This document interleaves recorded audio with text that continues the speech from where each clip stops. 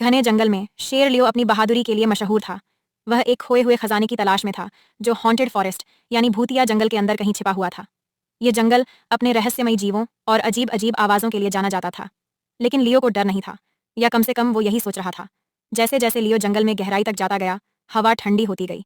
उसे परछाइयों से फुसफुसाहटें सुनाई देने लगीं।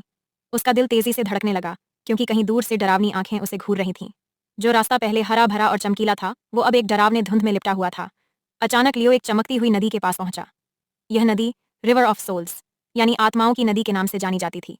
पानी अजीब तरह से चमक रहा था, और उसके अंदर कुछ अजीब व गरीब पारदर्शी आकृतियां तैर रही थीं, जिनके चेहरे दर्द और पीड़ा से विकृत थे।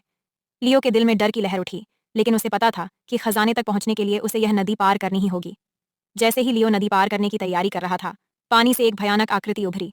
यह उस जंगल का रक्षक था, एक विशालकाय काला साया, जिसकी आंखें सफेद रोशनी में चमक रही थीं। हवा बर्फ जैसी ठंडी हो गई,